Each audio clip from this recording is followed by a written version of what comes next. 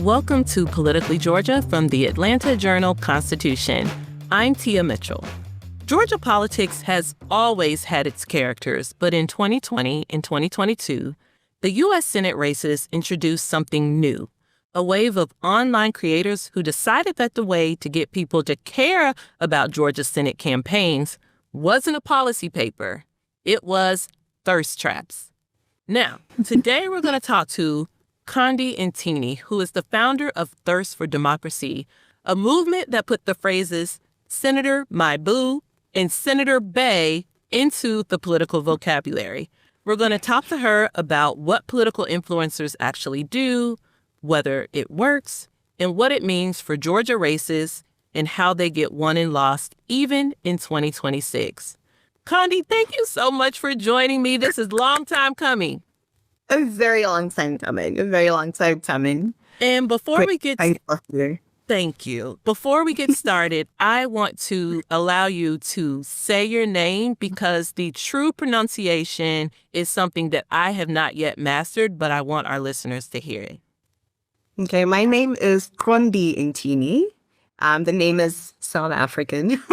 That's why it sounds so exotic. And it's a cute click, so it's a little hard to say. So I forgive people if they can't say it. But the pronunciation is Qondi. I love it. And what is, you said it's South African, but what language did, would that be, or what dialect would that be with the clicks? Sure. It is in Devon, and it's one of the Nguni languages. So other languages that are similar are languages like Zulu, which are more familiar to people. Wow, that's awesome. And tell me a little bit about your background. Where do you live now? Are you a native South African or your parents? Tell me a little bit more about your background. Sure. So I am natively Zimbabwean. My parents moved to South Africa, so I was an immigrant in South Africa as a young child. And then I moved to the United States for college. So I was a double immigrant. And I've basically lived there ever since. And now I live in Washington, D.C. Right. So you live in Washington, D.C., which might have our audiences saying, well, how did she get so involved in Georgia politics as an influencer? Yeah. And what I find interesting, and correct me if I'm wrong, but it seemed to come across really organically. Like, tell me, because Georgia Senate races started, we're talking about the 2020 races where Senator Raphael Warnock, and now Senator John Ossoff were initially running for office back in 2020. Take us back to that time. Were you already kind of an influencer who talked about politics on social media? And how did you get interested in Georgia's Senate races? Okay, well, I've lived in D.C. for a long time. And part of living in D.C. is that we're taxed without representation. So I did not have senators of my own. And when 2020 rolled around, those races in Georgia were pivotal. I was a big supporter of the Democratic ticket, which was Biden-Harris. And I knew for them to be effective as an administration, they absolutely needed to win the Senate. And it was clear that Georgia was going to deliver the Senate to them. So I also became really, really involved in the Georgia races. And that's just how it came about. And then after they won, thankfully, thank you, Georgia voters, by the way, I just continued to support them, amplify their work. And because the way to get people really invested in something is to show them that something works. So you vote and then you get something out of it. So I just continued to amplify what they were doing for Georgians and for the rest of the country. And back in 2020, and we're going to talk a little bit about the thirst traps, but when you became interested in Ossoff and Warnock's Senate races, had you ever gotten involved in this way? Because, again, you were on social media, particularly I'm assuming TikTok as well, but I'm not on TikTok. But on X is where I would see you most often. Back then it was Twitter. And you would really be... It's always Twitter, by the way. Yeah, forever Twitter. So, but was that something that you had done for other campaigns, or was that your first time using your social media in this way? No. So I'm a OG Twitter person. I think I was around when it first started. And back then it was just like a fun place where you go and like, basically find community and explore your interests. And my interest, which will not surprise anyone, was hot men.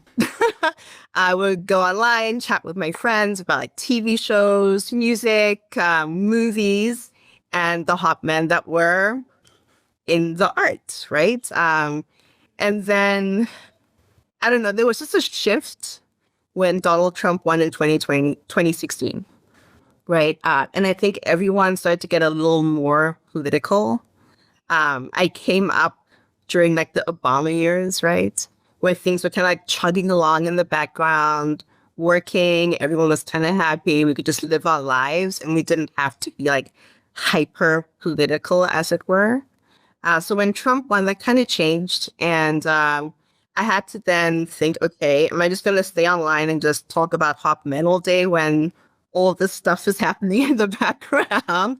Or do I become more political and then find a way to do that that felt true to myself, that felt authentic? And that way was basically, like you alluded to earlier, basically thirst trapping politicians. So applying, the kind of fandom style that I'd kind of immersed myself in social media, mostly Twitter, but then also now more TikTok, Threads, etc. It just made sense to me, and it worked because people needed an antidote to the heavy political atmosphere. And thirst and fun and community was just that. It was just a great entry point for people to just start enjoying politics again. So we talk about thirst traps. You used to post pictures of, I would even say it was a little bit Ossoff heavy at the beginning. And also, Ossoff, is he Senator My Boo? Yes. So Ossoff is Senator My Boo. And he's Senator My Boo. And then Warnock is Senator Bay, Senator Bay. Yeah, Senator Bay. And then, but again, you started off just, Ossoff, I think most people would say is pretty easy on the eyes. And He is. You would post pictures of him looking nice, with his looking Ossoffy. looking Ossoffy. But tell me how you would translate that into support for his campaign. Sure. Like I said, thirst is a great way to kind of lower people's guard, right? And to give them almost that feeling of being like a teenager with your Teen Beat magazine and your posters on the wall, right? And then after you've kind of maybe like softened them up a little bit and you have that hook, oh, Ossoff is hot, it's then much easier then to go into the policy. It's much easier to direct them to action, right? So from here's a hot picture of John Ossoff in glasses. Did you know that he is fighting for military families? Or did you know that he is up for re-election or it's an election, right? Then it's easy to say, okay, if you like this guy, you like his values, you like what he stands for, then to protect him, you need to either donate, you need to volunteer, if you can, work the polls, do everything you can to make sure this kind of politician stays in office. And I've seen you, again, just watching your social media, raise thousands of dollars for Ossoff, for Warnock, later for Harry Dunn, the former Capitol Police officer. Yes. So tell me how, brag on yourself a little bit. What kind of money have some of your campaigns raised? And how did you pivot it into this wider thirst for democracy kind of brand? Yeah, I think in total to date, it's over $300,000 I've raised. Yeah. I mean, I'm shocked myself. But like I said, I think it really comes from this idea of community and then having these like archetypes of politicians who reflect our values. then people just become extremely invested. And when you wrap that up in a package, and I called it thirst for democracy, right? So turning your thirst into protecting democracy, then people enthusiastically, right, want to get involved. They want to be part of the community. They want to protect these politicians and make sure that they keep delivering and bringing about legislation and policy that make a difference in our lives. And then just like the specifics of it, the fundraising really took off when I basically stepped from behind my phone and went out. So I told my community, my fans, that if they donated thousands of dollars, I would try and meet all these bays that we've been talking about for years. And we called it Bay Quest. And Harry Dunn, like you said, the Capitol Police officer, he is Teddy Bay. John Ossoff, Senator Maibu, Warnock, Senator Bay, and others agreed to meet with me. And then we just started raising a lot of money. And the most money we raised was actually for Harris Falls. And all these bays really like got involved because they'd already been fundraising for their campaigns and like their causes.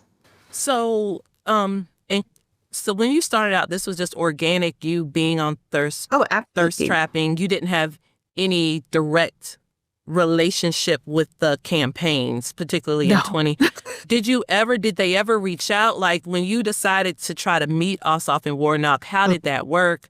When did you meet them? Where did you meet them? And how did the campaigns respond to what you were doing? Yeah, so like in 2020, I was fundraising, but kind of like informally. So I didn't have like my own fundraising link. I'll just be popping the campaign's fundraising links in people's mentions and people's replies, like wherever I could pop it, it was there with the thirst trap pictures, of course, which really, got the money flowing in. And then I think when it started becoming like a little bit more formal was 2022, when Warnock was up for re-election. And that was a really tough one to kind of raise money for, because people were like, didn't he just get elected 2 years ago? Which, I mean, right? They weren't wrong. They weren't wrong. But then once kind of explain like that it was a special election, now you had to run again. Then it turned into the hashtag Save Senator Bay. And that's really when I really started fundraising. And that's when I started then connecting with the campaign a little bit more as it became like more serious. And then I got my own like fundraising link. But I don't usually work directly with campaigns. I might like interface with them a little bit, or they'll just know me because I'm always retweeting their stuff. And of course, I'm busy thirst trapping their principles, right? So I am kind of well known within those circles. Then from 2022, then comes the Biden-Harris, and then later the Harris-Walz campaign. And that's when I started Bay Quest. So it was 2023, I believe. And by then, a lot of the bays knew me because I was fundraising for them, or they knew me from the internet. So then it was much easier because I knew some of the campaign staff to be like, hey, remember me? I'm raising money for Harris Walz, Biden-Harris. Can you help me, get in front of your principal, get me in front of Hakeem Jeffries, who is future Speaker Bay, for example. And can I take a photo with them? Because my followers say that they'll raise a lot of money if I take a photo with them. And to my surprise, because I'm not a political person, my background is in politics. I studied international politics, and I did work for like international organizations, but I was more on like the governance side, like how do you make governments better? So the world of politics and Capitol Hill and Congress was like all very new to me. I didn't have any connections.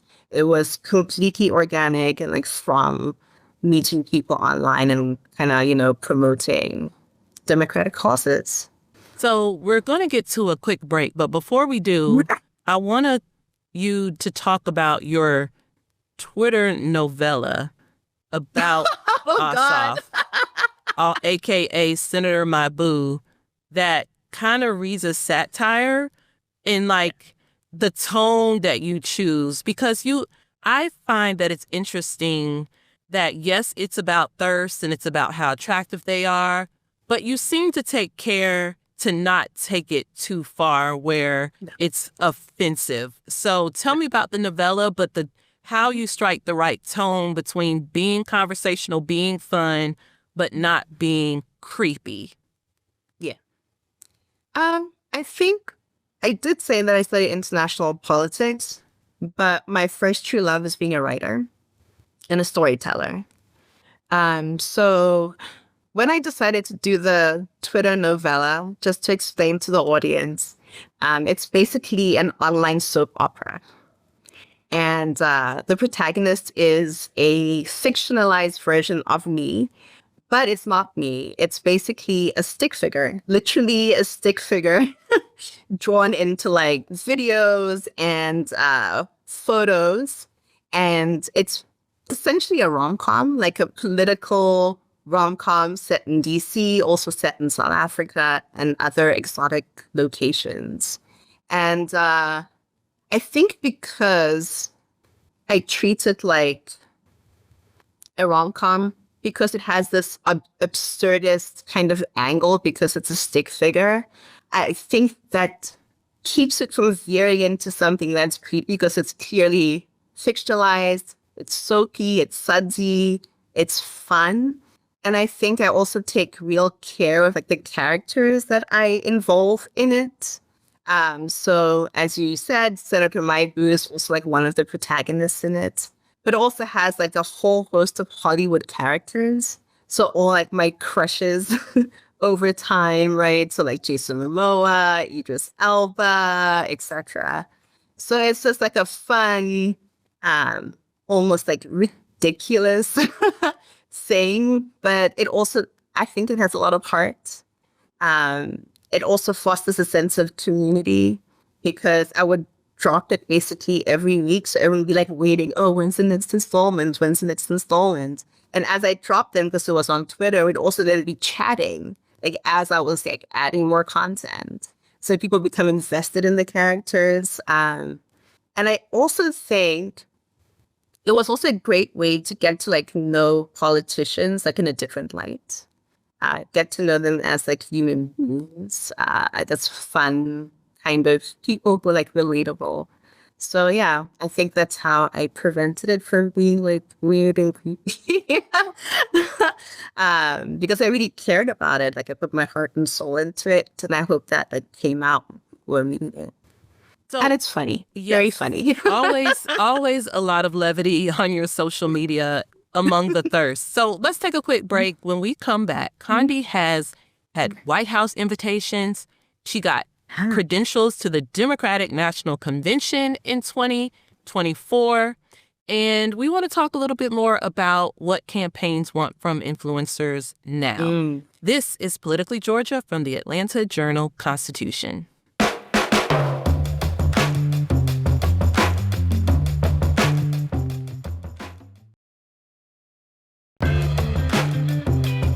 Welcome back to Politically Georgia. I'm Washington Bureau Chief Tia Mitchell.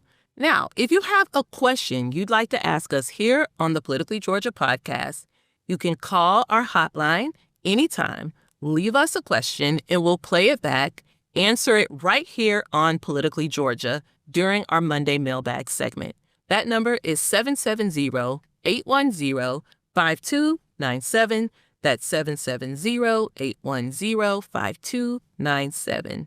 Now, we're back with Qondi Ntini, and I want to shift a little bit to the broader picture because, again, you started off very organically and kind of doing your own thing, but campaigns definitely began to take note. I'm sure raising $300,000 has something to do with it. So tell me a little bit about the Democratic National Convention. How did you get that invitation? You were part of kind of a new thing they did in 2024 where they actually had like a section just for influencers. So tell me a little bit Mm-hmm. about that. What did they expect from you while you were Mm-hmm. there? How did all that work?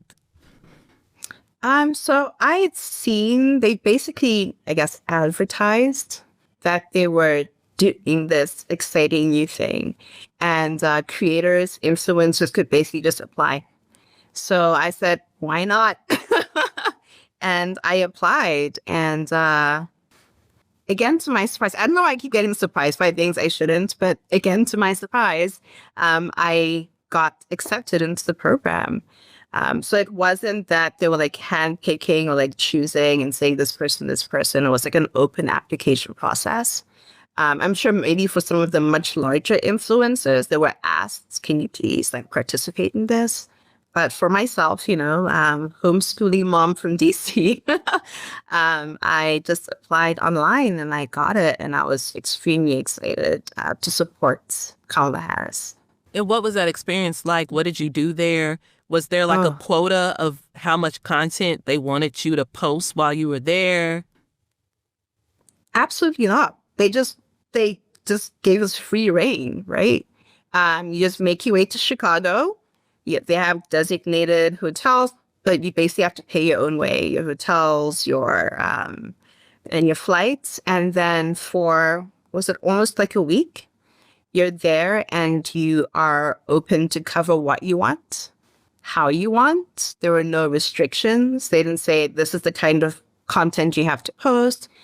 This is how you have to post it. A lot of us come from like very different backgrounds. Some are TikTokers, right?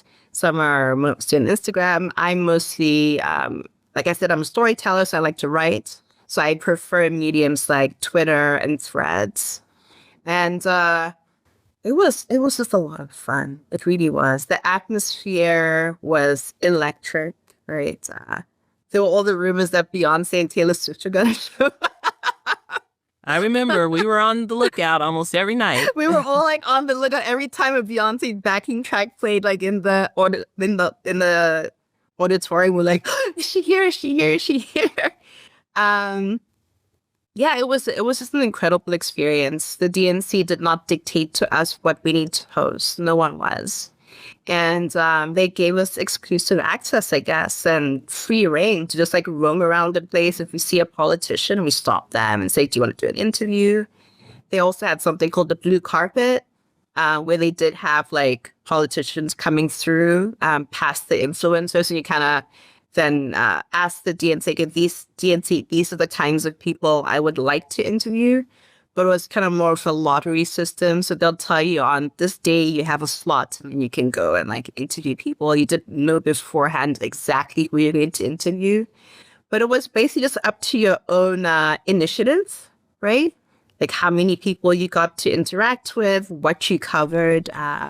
So I think that really contributed to it being a very rich experience for our followers, for our new followers, and for the people watching at home. So now in 2026, we're seeing campaigns start to not just welcome the organic kind of influencers like you, Yeah. but now they're paying, hiring influencers Yeah, just like you would take absolutely. out an ad in the paper or on Mhm. Facebook. They're paying influencers for content. They consider it part of Mhm. their advertising budget. Is that Correct. something you've become involved in? Is that something you've been approached about? Um, so it's absolutely something that I've been approached about, and it's not something that I feel comfortable with. And that's not to say anything about other influencers who have been paid by campaigns or paid by third parties, because the truth of the matter is that, like I said about the DNC, like we have to pay our own plane tickets, we have to pay for our own hotels, etc. So being an influencer can get expensive, especially if you don't have another income stream to basically offset your costs. So I think there's definitely a conversation to be had around like what is a sustainable, transparent kind of income revenue model that influencers can have without alienating their audiences, right? Because I think part of, I think, what you're alluding to it are campaigns paying people but not disclosing it. Yeah. And I think that's happened in a number of campaigns. And the backlash from audiences, right, has been swift. And I think that it's really important for people to figure out how to do this while maintaining trust. Because a lot of us, let's say, are organic content creators who've built out audiences over time. For myself, it's been 6 years. And the reason I'm not comfortable taking money from campaigns is because my brand and my community is built on authenticity, right? I only support people that I truly believe in.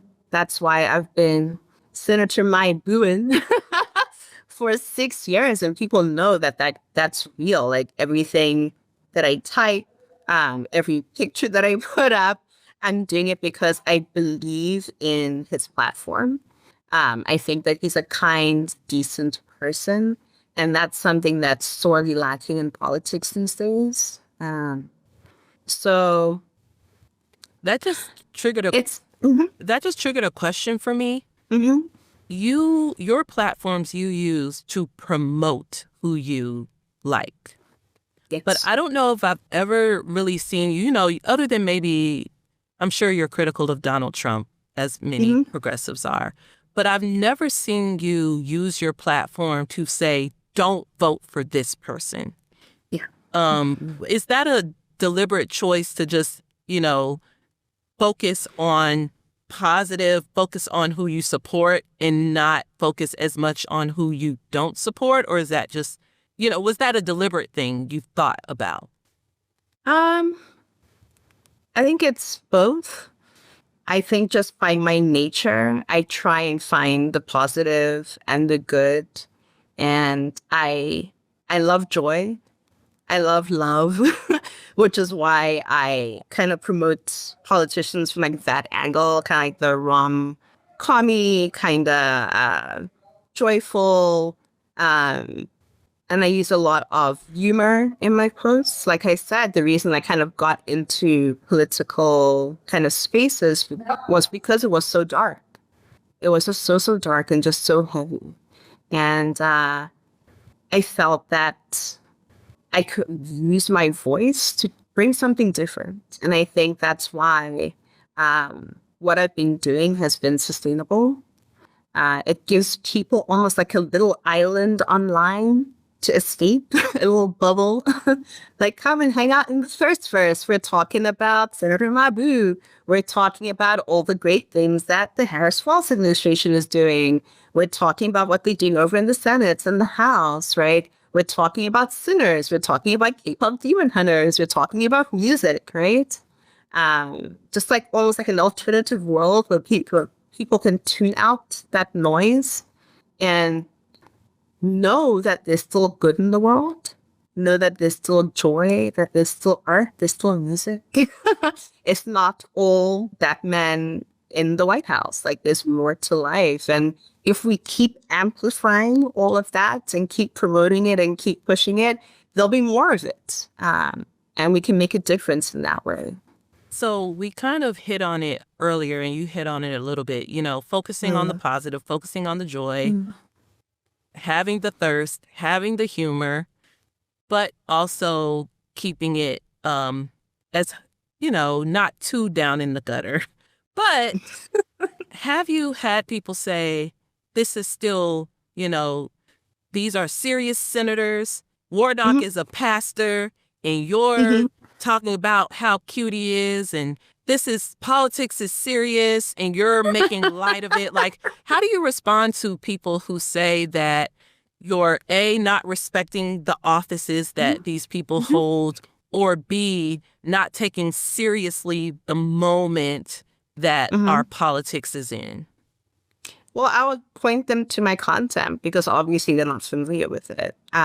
Like I said, the thirst is the entry point, but my my content is very serious, right? Because I'm coming from it from the point of view as a Black woman, an immigrant, a mother, right? And I want to create a world where my children can thrive and they can be the most authentic versions of themselves. So I'm very intentional about who I promote and who I support, because I believe that those people are going to create like this environment for all of us to thrive, not be basically in survival mode. There's always an existential crisis behind us. And the way we do that is by electing good people, right? And that's what my platform is about. My platform is also very action-oriented, right? So yes, we're having fun, but I say we thirst hard, but we work harder, right? So yes, you can hang out here in the thirst, but also, are you volunteering? Are you registered to vote, right? Like, what have you done lately for democracy? So that's kind of like my rebuttal. I also heavily focus on policy, like I said, civil rights policy, immigration policy, policies that affect Black women, Black maternal health. So, yeah, that's my rebuttal. And the politicians love it, by the way. I've met most of them. I'm friendly with a lot of them. And if they don't have a problem with it, then I don't know. Maybe the Debbie Downers should have a problem with it either. Okay, well, as we come to a close, my final question for you is, what does success look like for you, especially in this election year? Success for me is getting the people that I believe in elected or reelected.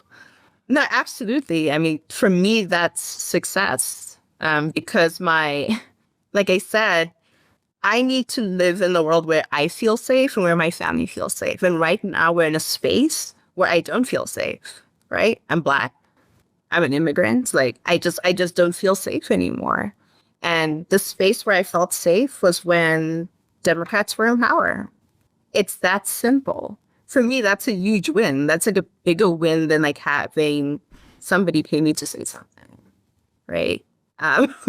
So that for me, that is what success looks like. Yeah. Well, and then maybe meeting President President Obama, and then obviously meeting Jason Momoa. All right. Well, because they listen to Politically Georgia, I'm pretty sure, as everyone should. So we'll see. Of course, as they should. Well, I really, really appreciate you joining us today. For those who are going to find you on social media, we'll of course make sure we put information in the bio. But your accounts are at Qondi Ntini, which is spelled QONDINTINI. So that's where you can find her on Twitter. That's where you can find me. And of course, I will be remiss if I did not say, please, Georgia, re-elect John Ossoff. Go to electjohn.com. Donate, volunteer, do whatever you need to do, because not only does Georgia need him because he's delivering for you, but also the rest of the country needs him.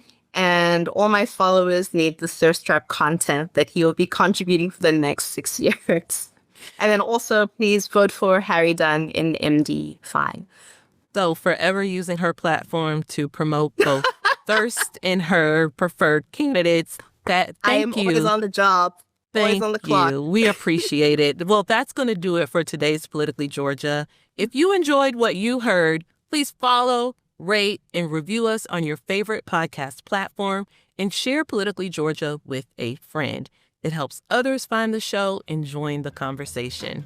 We'll talk to you next time on Politically Georgia podcast from the Atlanta Journal-Constitution. Thanks for listening to the Politically Georgia podcast. Our executive producer is Shane Backler. AJC's head of audio is Sam Stamler. Production support from our partners at Goat Rodeo, including Kara Schillen, Hazel Hoffman, and Max Johnston. For more of our political coverage, visit ajc.com/politicallygeorgia, and we invite you to support local journalism by subscribing to the AJC. Join us again next time on the Politically Georgia podcast from the Atlanta Journal-Constitution.